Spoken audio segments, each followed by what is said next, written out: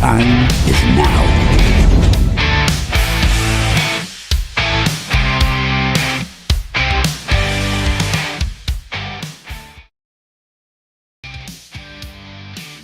Hello, hello, hello, hello. Good morning, good afternoon in the UK. Welcome to NUFC Talk TV. It's Chris, the American Mag, with Derek, the Mighty Win.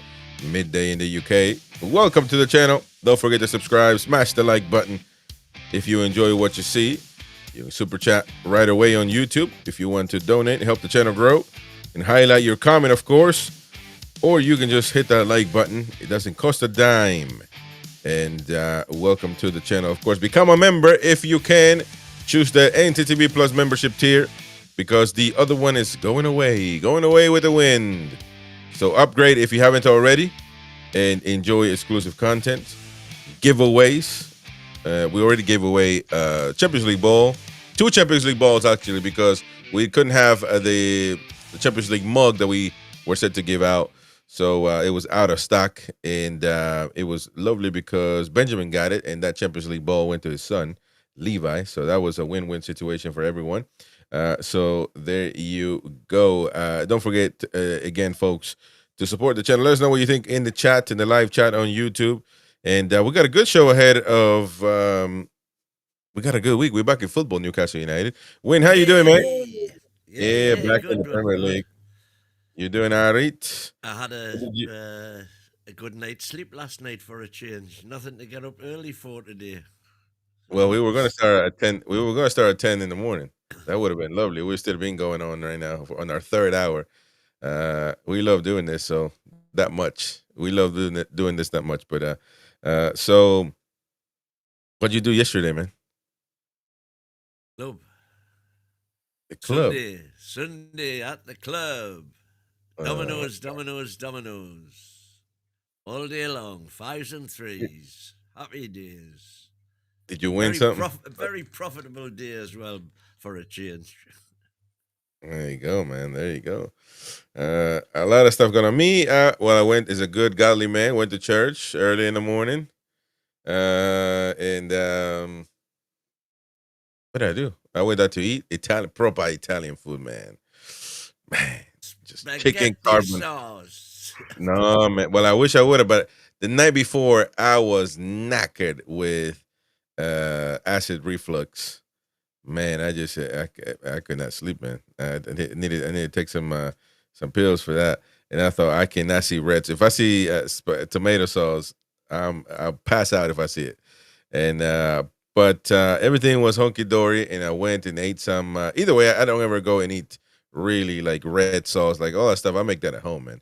But I went out to eat some chicken carbonara with chicken and shrimp carbonara, with that white sauce. Fettuccine noodles. I like fettuccine over regular noodles. Man, no, not Italian at Denny's. Olive Garden, baby. That's right. Olive Garden. Oof, man, that chicken carbonara win. I mean, it's proper, man. Proper. So good stuff, man. But you guys don't got none of that good stuff over there in the UK. Plenty good stuff over here. Plenty good stuff. What's your go-to Italian restaurant, for example? Italian, I would probably say Marco Polo, Dean Street. Marco Polo. That's a game we play in the swimming pool, man. What the heck? Anyway. Marco Polo was a famous Italian explorer. Discovered China, the Silk Road, and all that. Brought paper money and fireworks back from China. Did Marco Polo? So far, you haven't said. You haven't said they invented Italian food. So that's what we're talking about here. So anyway, Jordy Dan says Trattoria. Back in. What about Newcastle though? That was the old famous players' haunt. What about Newcastle? I tell you, Francesca's as well. Francesca's in Jesmond. Value for money, you cannot beat it. I'm like, this value for money crap, man. Where is the best Italian? If I don't care about value for money, I care about the best, the flavor, the taste, the smell, all of that. Where is it, man? Well, you get that there as well. All right. Well, there you go. I had pies and chunky chips and gravy, Mark Wagstaff. So I still need to try one of these stutties that you're on about often. Stutty But cake. you weren't even bothered, man, to even let me enjoy all that, man. That's insane, that man. Actually, every time I think about the time I went, man, it's just a shame. Ham and peas pudding, stutty. Can't walk it. I need a good travel guide next time, man. This guy didn't take me to eat nothing Newcastle, or English for that sake. Well, the English breakfast, but there's no choice. It's the same breakfast everywhere. But anyway, I'll get a proper travel guide next time and get proper food. Yeah, you do Anyway, but anyway, Babuco says Jordy Dan. Sure, very nice. Yeah. Portofino. There you go. Pinocchio's. There's hundreds of them.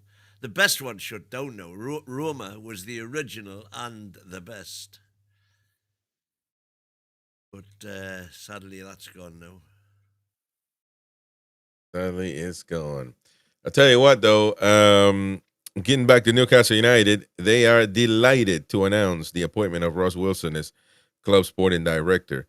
And so Ross will be responsible for sporting strategy, development, and recruitment across men's, women's, and academy teams, working closely with football leadership and executive teams, says Newcastle United, confirming this appointment.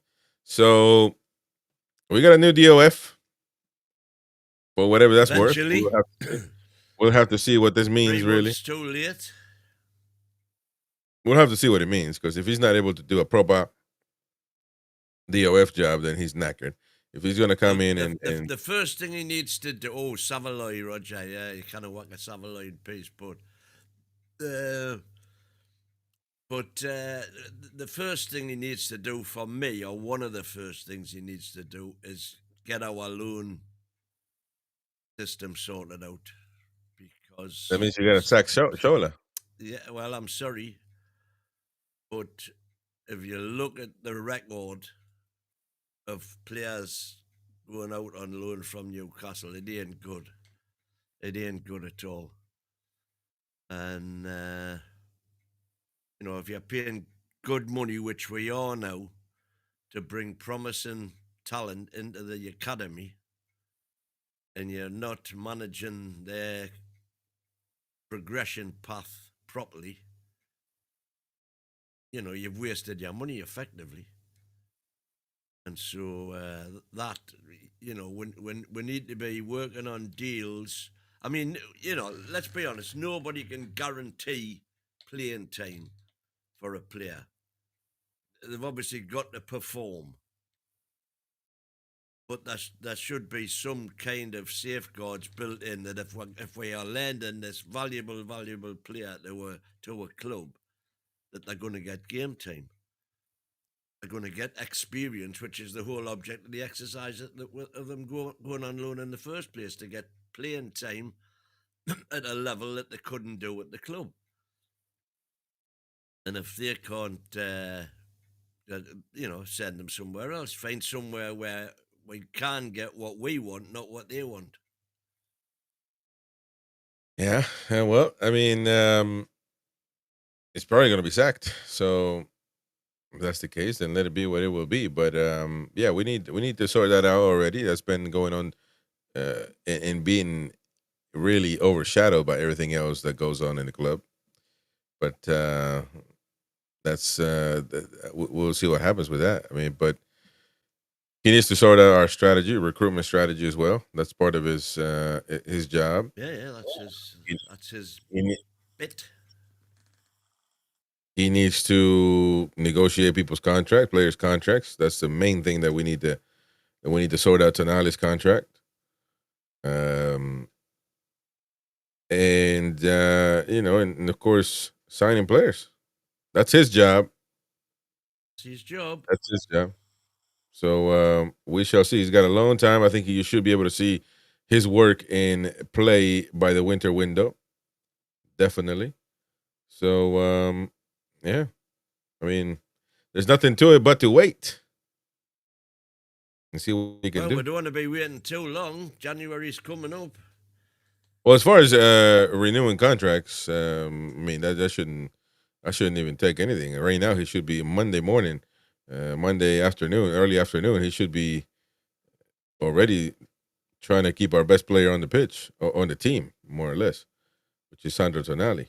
That should be his main. That right there. If you were able to announce Tonali soon, that would be a massive, massive boost for him and for obviously the club. That would be a massive, massive boost to be able to confirm Tonali is a potentially new signing really um, for the years to come. For the next 5 years, Tonali, man, you got to make it happen. Man. I don't care. I don't care what it is. There's no excuse why Tonali shouldn't be signed unless he's asking for 600,000 a week or something. Other than that, it shouldn't be a big deal. Well, unless he doesn't, unless he really doesn't want to stay, which is fair enough, or wants to see his options. But at least we know now. But you got to make it known. Yeah, you got to make it known. I mean, it probably won't happen though. If the player wants to leave, you probably won't hear them say he wants to leave or he wants to explore. But I think it should be done. I think it should come out and say, well, we're trying to negotiate, but without throwing the player under the bus. But it is what it is, man. It's life. I think that with his performances, he will rectify it. Meaning, fans will be angry probably because we know how fans get. But as he plays and performs, people will get over it, and it will all be about convincing them to stay. Blah blah blah. But the main thing is he needs to be offered an improved contract, a very much improved contract, and then if he decides not to sign it, you've pretty much got your answer that he ain't gonna sign it. So then we've got to start planning for the future, and we've got to plan his exit. Hopefully not. Hopefully he'll just say, yeah, I'm happy with that, and let's get on with it. Let's get it done. And as you say, that would be a massive, massive publicity. A feather in the cap, if you like, for the club, for to be able to sign somebody like him, who is now just starting to get the recognition that we've always felt he deserves elsewhere, with the likes of Paul Scholes coming out and saying he's the best. And let's take it from there. But you need to know, first of all, that he is committed. That would be massive if he was. Massive. I think listen, I don't think that it proves that he's not committed if he wants to explore his options. Literally, once again, that phrase has been used before, because it wouldn't be. Really, let's be realistic. A player that doesn't want to improve. There will be some players where this is where I'm at, and I know that it will be challenging to win stuff, but I'll just do it. Get money, a good place to live, blah, blah, blah. Some people might think like that, but there are footballers that think, well, let me see if I can go to Real Madrid or Barcelona or these type of clubs. And quite honestly, that wouldn't stop him from signing a new contract, though, because those teams can always come. He's guaranteed money, and obviously he guarantees the club money. So if they come for him, then they come for him. Maybe there's a special release clause. But Brazil have a habit lately of just telling the player, run your contract down, we'll sign you at the end of it. Brazil? You talking about Real Madrid? Real Madrid, sorry. Did I say Brazil? I meant Real Madrid, Yeah, but that happens with Real Madrid when it's in due course that it will be a free agent. But they're not going to wait 5 years for a player if they can get him. They can. But what it would mean is that they would have to pay a top dollar. Well, they would have to, yeah. Which is what they haven't been doing. They've been paying top dollar with regard to salaries and things, yes. But transfer fees they've tend to manage to avoid, with like Mbappe and with Alexander Arnold. Turn your mic up a bit. And I think I did it for you. There you go. A bit means a bit, man. Don't slam it all the way up. So I think if you put a what if he says, if Real Madrid or Barcelona or these clubs come for me, if we could put a special clause in there. Well, no. I think quite simply, you have a buyout clause in. Yeah, but and the size of that fee will be reflective of how much he's getting paid. yeah, that's true. So But you can't say, for example, you're going to offer him 250 grand a week and say, but we want a 150 million pound buyout clause. Right. But Bruno, for example, did put up a buyout clause at the time for Barcelona on his first contract. Well, I think that's pure speculation. I haven't seen that officially anywhere.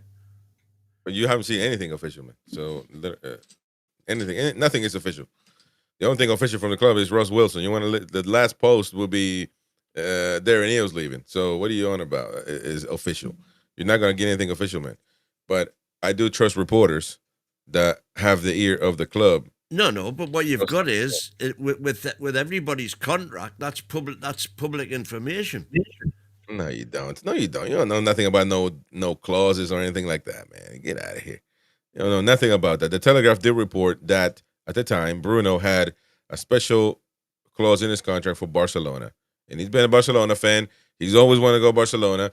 There's a reason why Barcelona, when we played him, the press conference, they asked him about it. And obviously he said there's been no what do you call it? No approach by Barcelona, clearly, where there was never an approach, but look, what he said was that there was all those reports when he was in Brazil that there was the Barcelona DUF or whatever was at his barbecue, and that was he completely refuted that. He said he's never been approached by Barcelona, etc., etc., etc. I never heard about that though. But I mean, kind of the rumor of the DOF at his barbecue. I think that's kind of a P take, if you will. I don't think that's a. Well, it was widely reported by the mainstream media. I didn't hear about that. But either way, listen. If Tonali tells me, I'm a big fan. Secretly, I'm a big fan of Real Madrid. Can we put a special clause on there for Real Madrid until a certain amount of years, a certain amount of time, and everything else? I'm great. I signed a contract for 5 years, 6 years. Other than that special clause, I'm good. Why wouldn't you? Because I just think it should be. It shouldn't just be Sandro Tonali. It should be any player. Should have a release. No, but that's not what you're talking about. A general release clause. I'm not talking about that. Everybody's going to have maybe not all of them, but especially in this case, you could put everybody like 150 million for every club except Real Madrid, for example. Say Real Madrid could pay 100 million, and that's what Tonali. If Tonali wants it, my release clause let it be 150 million. But I'm a Real Madrid fan. Please, I'm negotiating. We all get along here. I love Newcastle. You love me. If we can make for Real Madrid 100 million only instead of 150 million for the rest of the world until this amount of year, until 2027, and that's the only thing I want. You would say no to that. I would say yes. I would say yes. I would say yes because I know what Tonali means for Newcastle United, and I know that the likes of Real Madrid coming for him are there. But it's not the end all be all. I mean, there could be a possibility that they don't, and it's still 100 million. So, and I know because I know the quality of Tonali or what he really means. I mean, if Joe Linton tells me I want a release clause like that, no, I wouldn't because there are levels to this. Not everybody's the same. So, what about Bruno?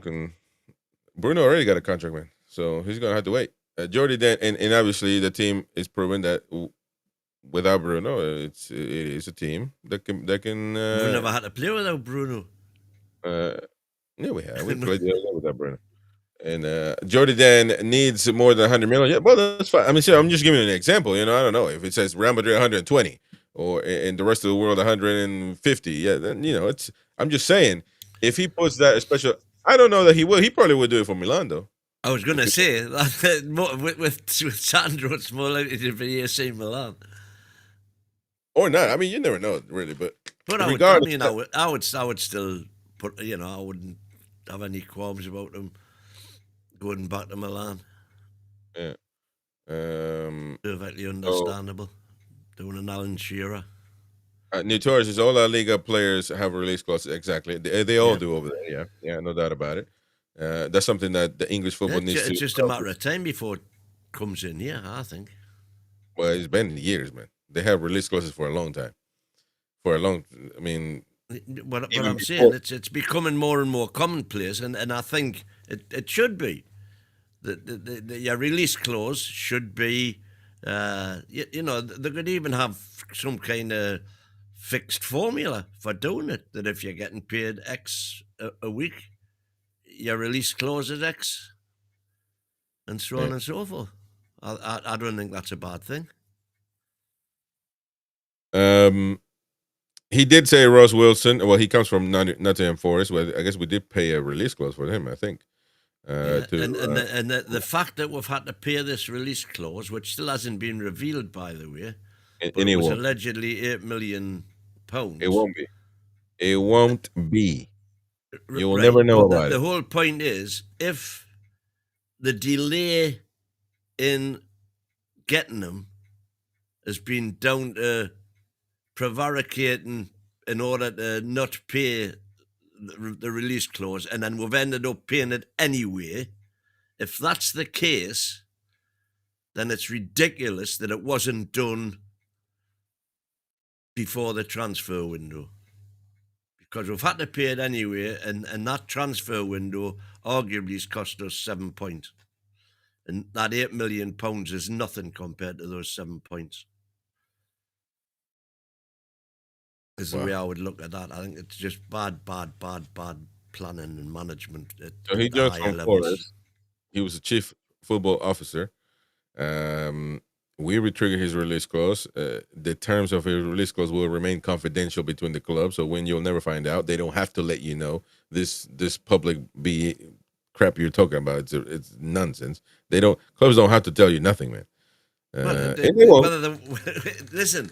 It will come out in the account. It'll be there. It'll be listed as an outgoing in the accounts. They can't avoid doing that. Well, we'll see. And so there you go. Listen, this guy, I don't know what he's done as far as his. He worked for Rangers as well. They won their first league title. I think he worked with what's his name? Liverpool guy, Gerrard. I think they won their first the trophy in a long time, I think, and which I think by the way, he's done a U-turn. Steven Gerrard, he's not going to Rangers anymore, so that's interesting. And either way, is that it?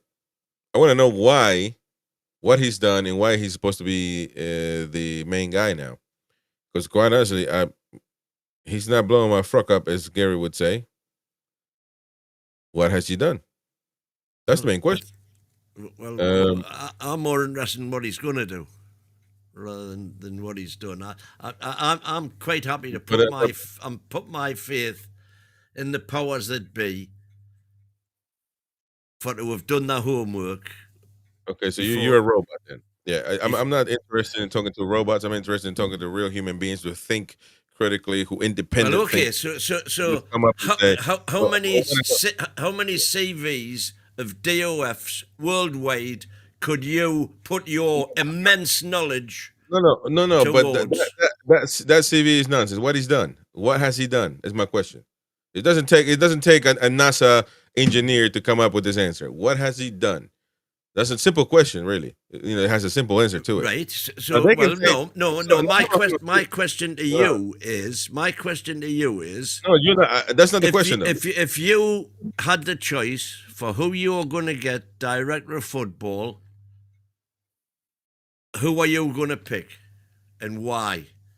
First of all, it's not my job to pick anybody. Right, My job correct. is That's exactly what I'm saying. I'm not no, that's not what qualified to you're saying. do it.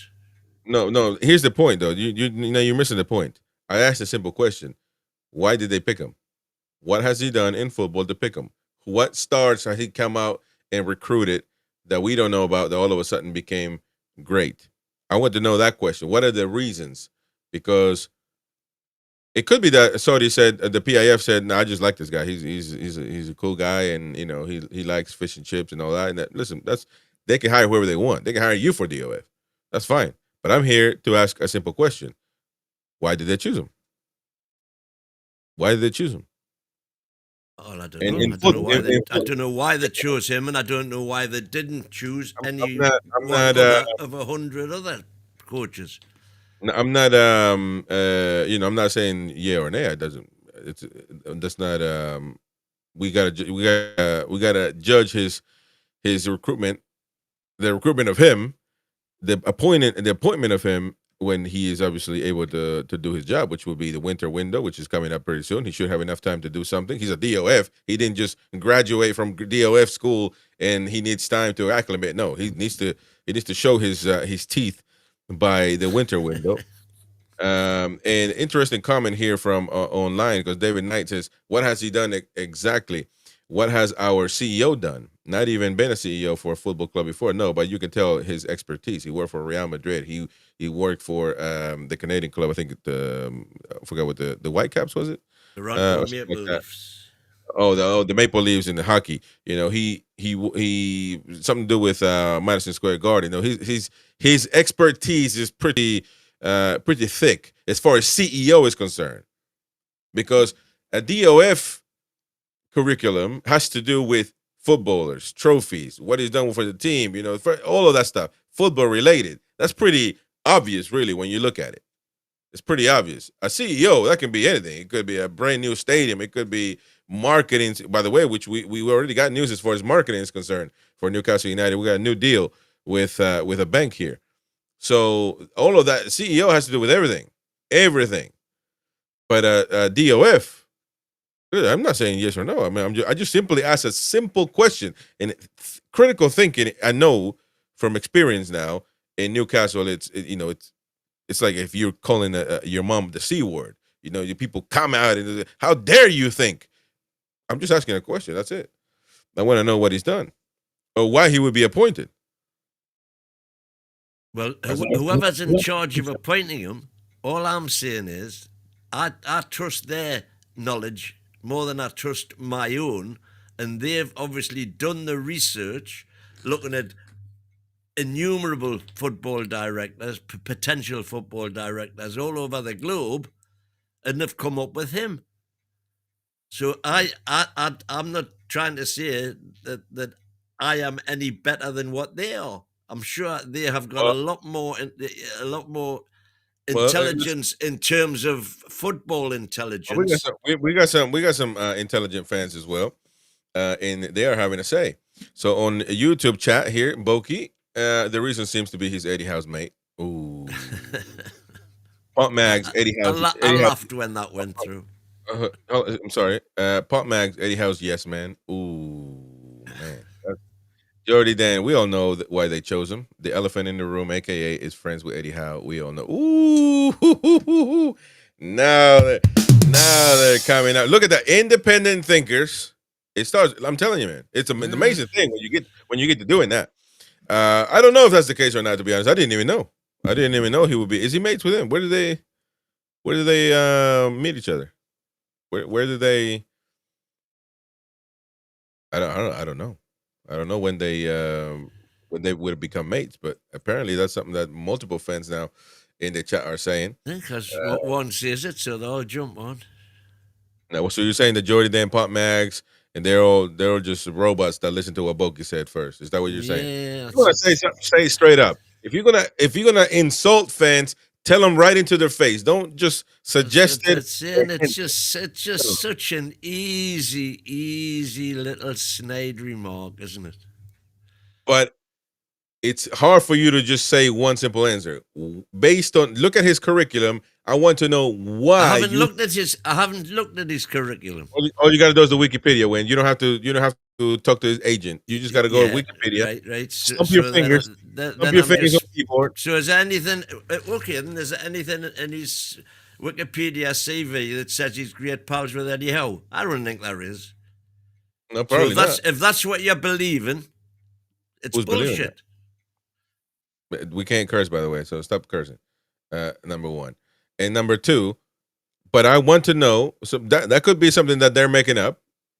Fine, no big deal. But I'm asking you, stump your fingers at your keyboard through the table and come up on this curriculum and Wikipedia. The Wikipedia, by the way, you don't have to go. You don't have to talk to this agent. You don't have to set up a private meeting. All you got to do is Wikipedia, football-wise, what he has done to earn the job to be Newcastle United's DOF. And listen, he may have. I'm just simply asking a question. Apparently, asking questions is illegal in Newcastle because people come at you for asking a simple question. I just want to know. I'm a fan that's curious to know in an important job at Newcastle United. The guy really, it's so important that he decides whether we have shocking of a window like we did. So here's the thing then. A smooth window. His predecessor, Paul Mitchell. Yeah. Everybody looked at his CV, which were found and researched on Wikipedia and all, and everybody thought, what a fantastic appointment. And what did he turn out to be?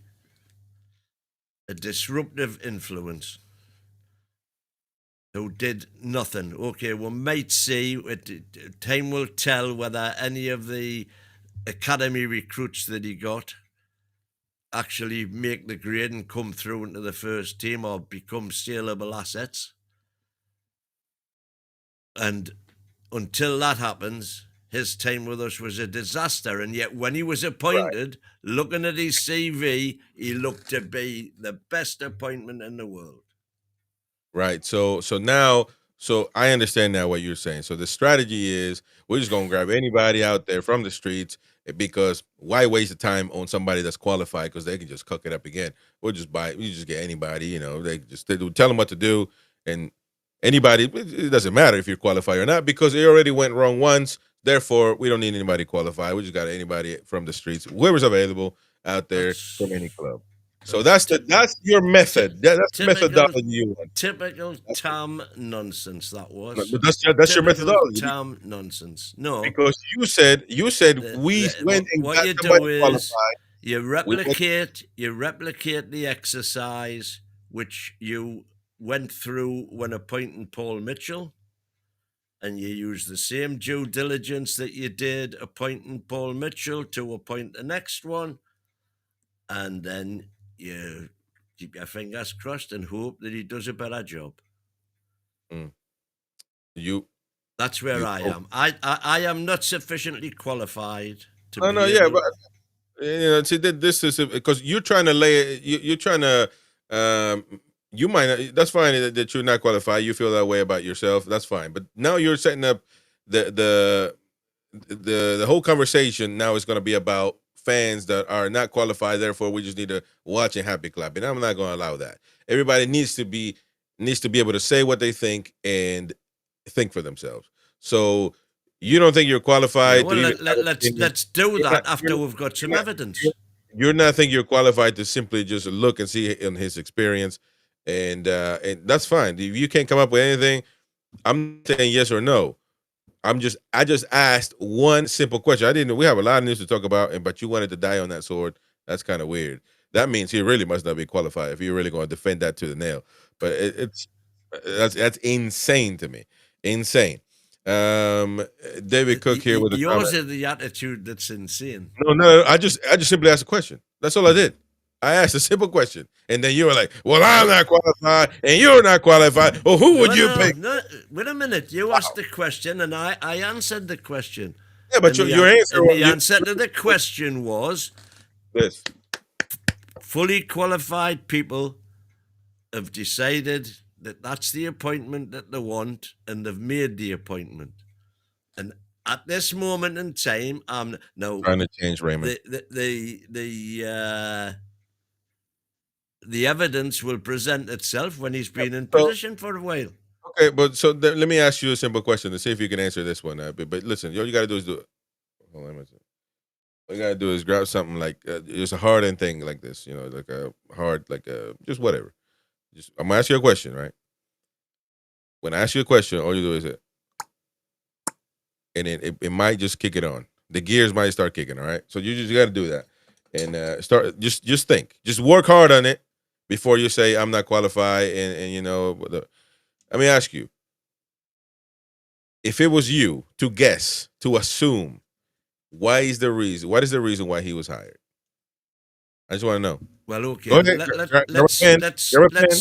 Let's straight away look at what Forrest have done whilst he's been there, which is got back into Europe for the first time in 40 years. And they've done that on the back of signed something like 22 players in the promotion season, including, by the way, about 12 on loan, and he was responsible for all of that.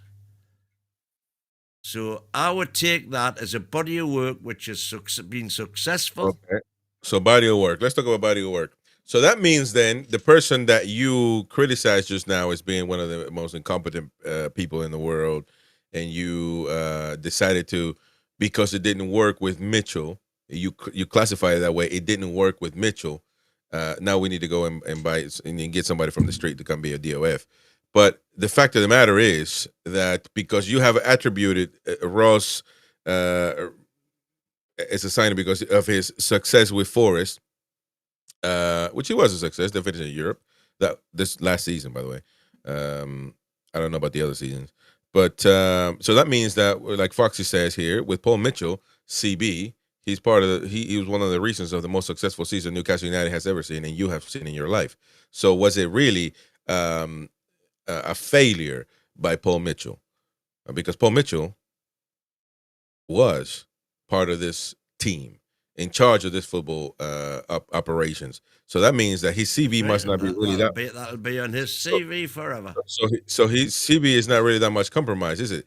Because he was an integral part of this wonderful season that we had last season. So you want to take back your statements that he was a failure, that he failed the expectation?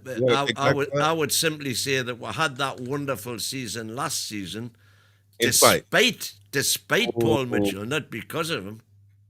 There you go. You see, that's when you want to that right there, ladies and gentlemen. We're giving you a class on punditry. That right there is using facts into your advantage, distorting the truth, distorting the truth, and making it seem in a different way. That's called sensationalism, which is illegal in some countries, by the way. So there you go. Sensationalism is illegal in some countries. It is, because you can't use the truth to lie. You can't. It is. You can't use the truth to lie to folks. That's lying, man. How can using the truth be lying? Well, especially in political instances, and all that stuff. Because he was a part of there. He had a fallout with your manager, therefore that makes him a failure, which clearly he wasn't. Actually, he couldn't work, Paul Mitchell. But I also criticize because, independent thinkers, we do this. We criticize when we need to criticize, and we praise when we need to praise. And I criticize him for the Isak situation. He should have just given him a contract, but he probably had his own concerns. It backfired. So you criticize, but you never do that. He touched your prized possession, and he became an ill person that was just not doing his job and blah, blah, blah. And he was a complete failure. So, but in my opinion, he was part of the most successful season of Newcastle United. Therefore, he wasn't a failure, really. Well, you're entitled to your opinion. I'm entitled to mine. He wasn't allowed to work. And hopefully this Ross guy does well. I don't see anything right now as of today to say he's. Oh man, I can't believe it. Like if you ask me, why am I not excited? Why am I not jumping down? Why am I not taking a day off work to celebrate Ross's appointment? It's simply because I don't know what this guy can do. It's just that now with Paul Mitchell, I was like, man, that's interesting.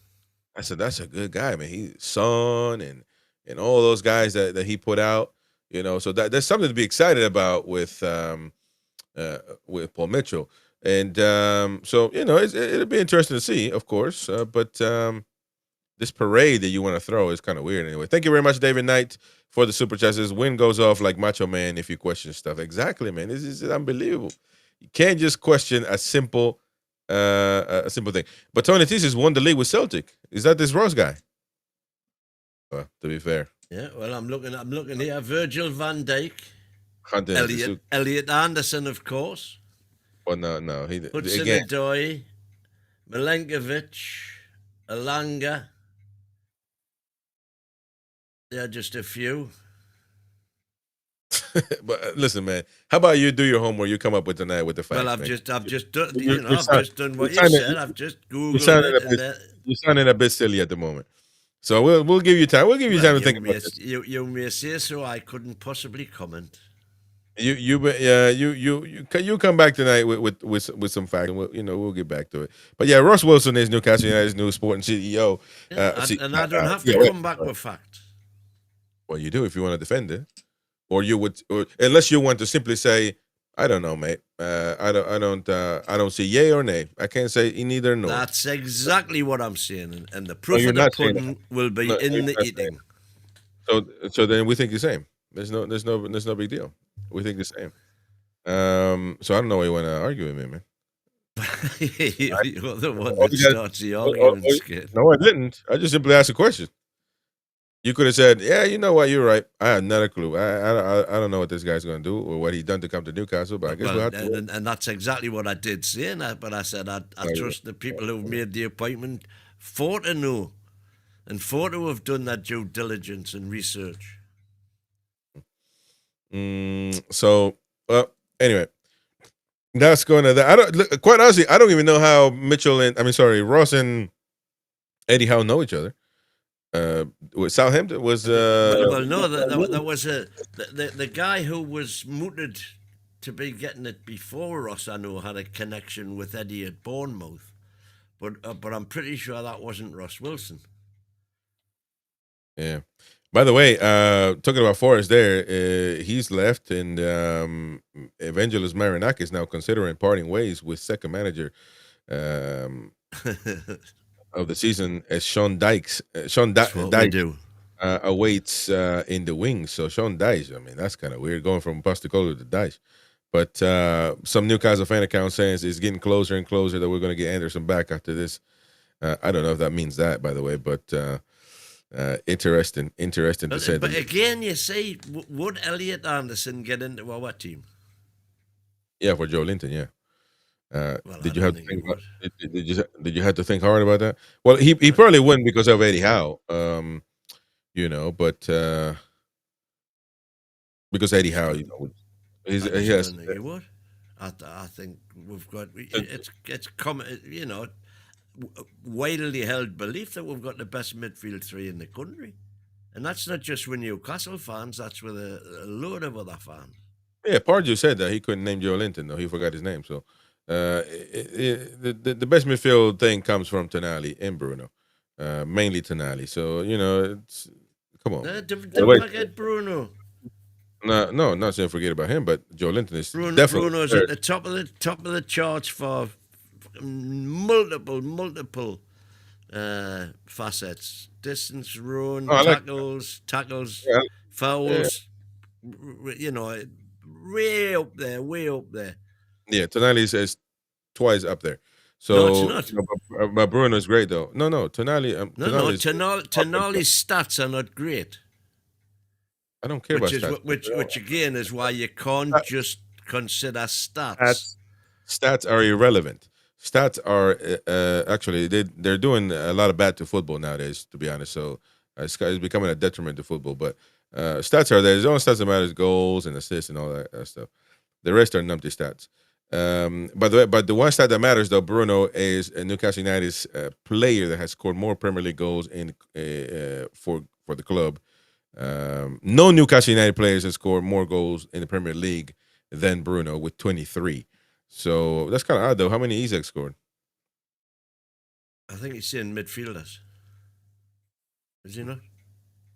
It didn't say midfield, Dom Skurs, but maybe that's what he meant. But no, Bruno's great. Bruno's great. Just everybody's got a level, and Tonali clearly is levels above him. I don't know. But by the way, levels above him. He's better than he's currently playing better than Bruno. He's levels what above. He does. He's much better. Hell's Azar, man. There's nobody's upset here, man. Just stating facts. Unfortunately, when you state facts, people just think you're being negative. It's not being negative. By the way, I asked a question about Rose Wilson. The one that made it negative is Mighty Win, saying that it's illegal for me to question a simple to ask a simple question. And I simply stated that your football knowledge is not greater than that of the board of the PIF, and so they have at their disposal. Hence why I asked the damn question. And in us, we're supposed to look at a curriculum of a DOF, a football director, where you can actually see the proof is in the pudding and see why it was chosen. So I don't care to know about Forests or Rangers marketing deals that they've signed under, during his time there, because it's irrelevant. He's not in charge of that. I want to know football facts. I asked a simple question. But you made it into an argument, and then of course the American guy is going to be the negative one. But it's the simple little game that you play. But again, proper Toon fans never fall for that nonsense, and they know what it is, what's about. By the way, Bruno, according to a report in Brazil, has been offered a new contract. According to the Brazilian publication UOL, Newcastle have offered a new proposal until June 2030.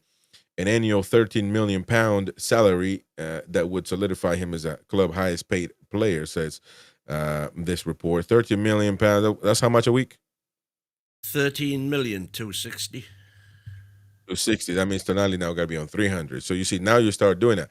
When you start raising players that are below your best player, now your salary cap is in danger, because now you got to bring the best player up to speed. So he's better than Bruno. So that's 300 probably. Bruno on 260, and then now you see how that issue you start having. Instead of just setting the mark, which would be Tonali best player, he gets paid the most money, boom, and then everybody else just below him. So, but listen, if he gets 260, I'm all for it, as long as Tonali is taken care of, because he is clearly Newcastle United's best midfielder we've ever seen. Bruno isn't. He's one of, but he's not the best midfielder we've ever seen. We know that. Right up there. He's not. I don't think he's better than Rob Lee. We're near enough getting onto the two best that I've seen in No. I don't think he's better than Rob Lee. I don't even think he's better than who? Bruno. No, he's not better than Rob Lee. He's not better. Of course he is, man. He's not even better than Gary Speedman. So it's. Now we are talking nonsense. No, but so it's all of a sudden it's let's down on Bruno time. No. Shut up, man. Call it for what it is. Man. Bruno is twice the player Gary Speed ever was. First of all, Gary Speed can score goals. Bruno can't. He scored one great goal last weekend, and people think you've just heard he scored more goals than any Newcastle midfielder, and that includes Gary Speed. No, first of all, they're not supposed to score, right? That's not the measure that we need to when we talk about midfielders. Make your mind up. You just used goal scoring as your metric for Gary Speed being better. Well, no, I never said that. I said I like Gary Speed. You said first of all he never scored as many goals as Gary Speed. Listen, who was more of a threat on the corner, Gary Speed or Bruno? That could score on a corner as a midfielder. I never heard that as a midfielder. But with Gary Speed, it's unbelievable. Bruno scored goals from corners as well. Nah, get out of here, man. Listen, we don't There's no threat. There's no like, oh my God, Bruno can score anytime now. No, it isn't. No, it isn't. But on the corner, Gary Speed can Well, score. it was on Saturday, on Sunday, gone. He scored a great goal. When's the last time he done that? Exactly. When's the last time he's done that? 3 weeks prior to that, wasn't it? Come on, man. When he got it at the very corner you're on about, at the back post. So anyway, Did he never either way, scores from? let's see what's going on here. Oh, I wanted to share a commercial deal that we. Oh, there we go. This is interesting here, because Newcastle United Football Club is proud to announce a new partnership with Visa, a world leader in digital payments. The collaboration will deliver unforgettable experiences and unique opportunities for fans, starting with exclusive activations in the Kingdom of Saudi Arabia. So, doing something there. Let me see. Jamie Smith in the comments here get them to sponsor the ground for 80 million a year, and they can do the same great adverts with UN Visa. Visa. Yeah, there you go. UN Visa. So interested here. How much per year though? That would be that's a good question to ask. I don't think they're going to put it in here though, but but that's another a deal that we got done. Do you think that Peter Silverstone is the one that's in commercial officer? Well, it's time he started doing something big. We've had lots of little deals. You're talking multi-million, but they're still relatively small, and we're still looking for the big training kit sponsor, training ground sponsor. The critical thinkers have been saying this for a long time, and now you're jumping on board. You said before, well, he's getting stuff done. Well, we have to wait for the Man City ruling. Well, we got to do this. All these excuses, and all of a sudden now you're trying to criticize Peter Silverstone. Well, come on. Welcome to the club, mate. Welcome to the club of the critical thinkers for once. So, yeah. No, but I still think the Man City thing is going to have massive ramifications for us. I still do. That's the only possible reason that right now we haven't got those big sponsors in place. Because we're hoping when the Man City fiasco is finally sorted, one way or the other, we'll know what we can and can't do with regard to associated party transactions. He's not the Messiah. He's a very naughty boy. You're right there, Punt Max.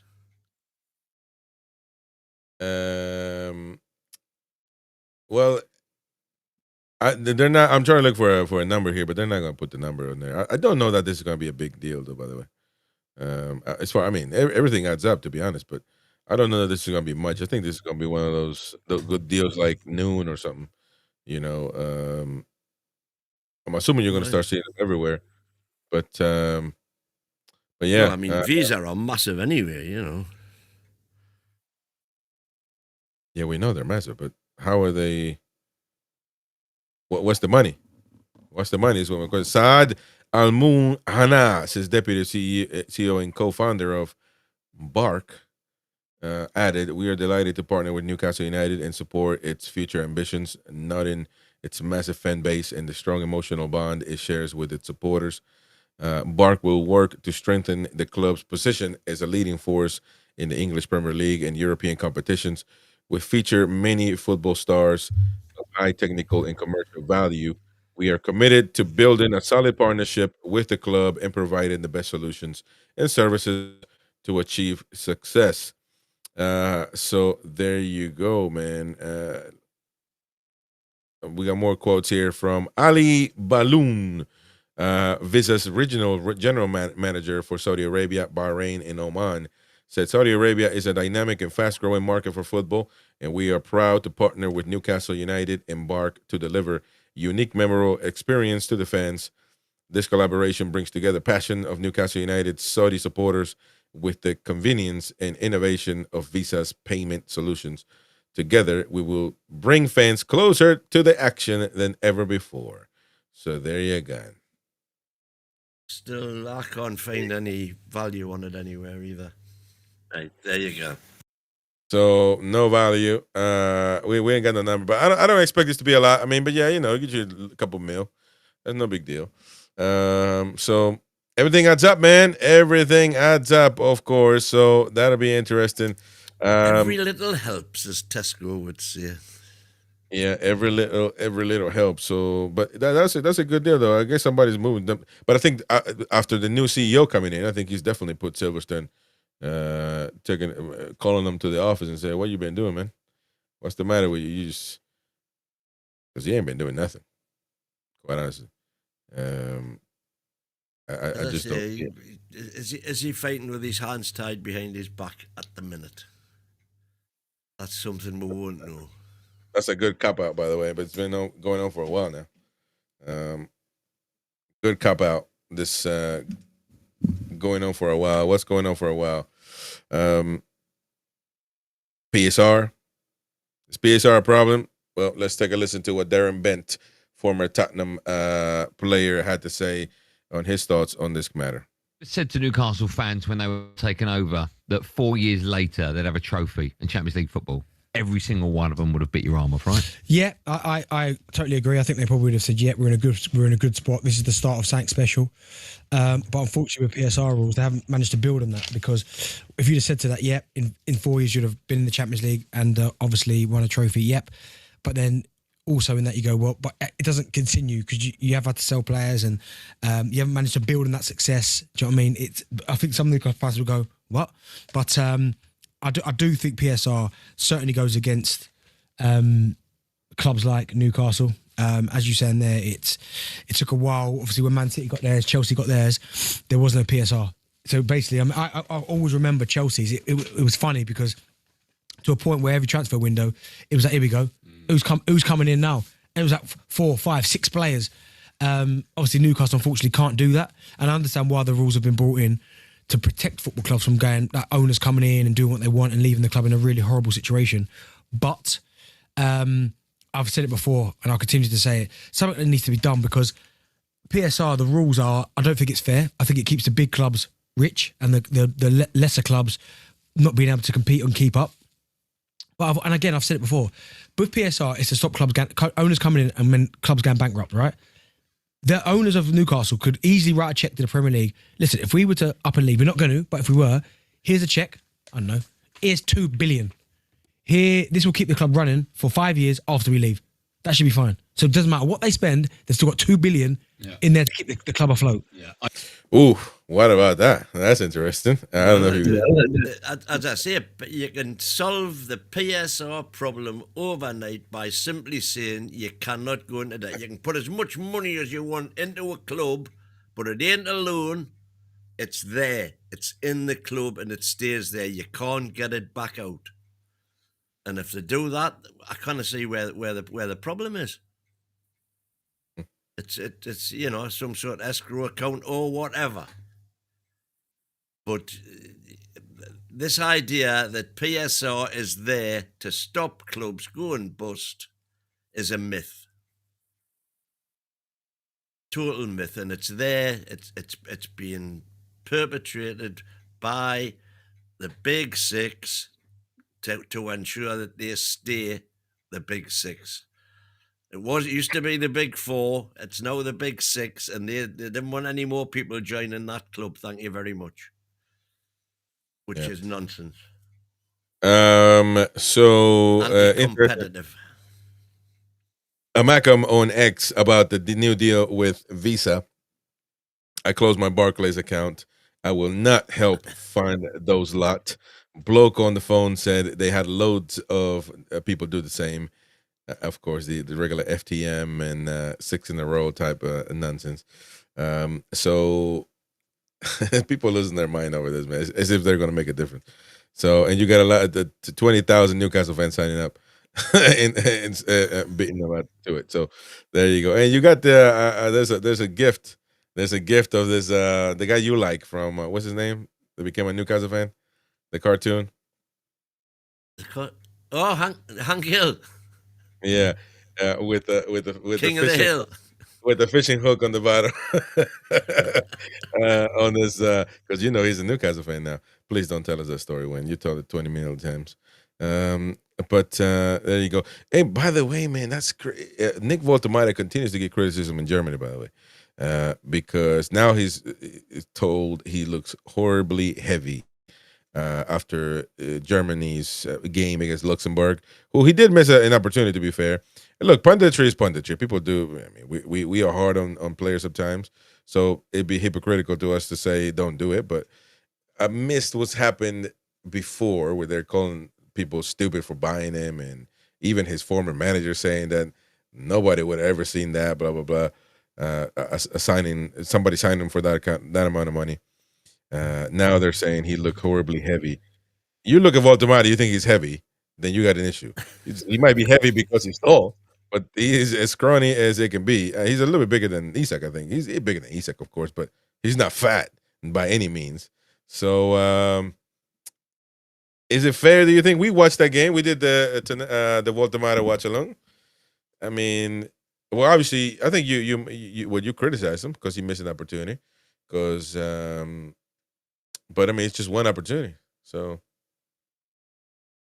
I'm just looking. By the way, this is Ross Wilson. Okay, TV. So then he wants to go back to Huddersfield Town. Got them into Premiership for the first time while he was there. Then he went to Southampton, Van Dijk, Højbjerg, Sadio Mane, and Schneiderlin, which by the way has been attributed quite a bit to Paul Mitchell, and that they're associating Ross Wilson with all of that. Rangers, first league title in 10 years, Scottish Cup, oversaw the club's run to the UEFA League Cup final, record sales for players during his career. And at Forest, Murillo, Morgan Gibbs-White, Milenkovic, Hudson-Odoi, and Elliot Anderson, along with Elanga. Well, that's we won't never know Mighty Wins take on Voltemade criticism. So he decided to go back to the old topic. Anyway, we'll be back again tonight, folks, and hopefully everybody follows suit to what we're supposed to be talking about.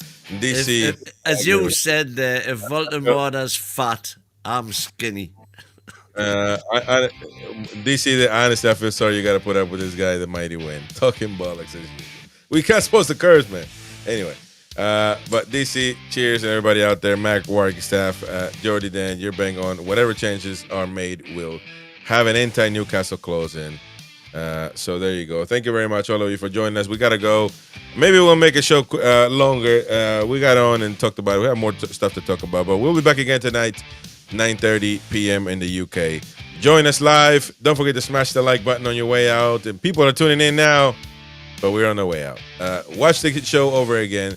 Win trying to make everything negative. Smash the likes. Win trying to be negative today. You know, I simply asked a question, and how dare you? And this and that. It made it a negative when I just simply asked a question. What is Ross Wilson's qualifications to be a Newcastle United DOF? I just asked a question. But anyway, maybe we'll get some answers from fans tonight at 9:30. Thank you very much, folks. We'll see you later on tonight.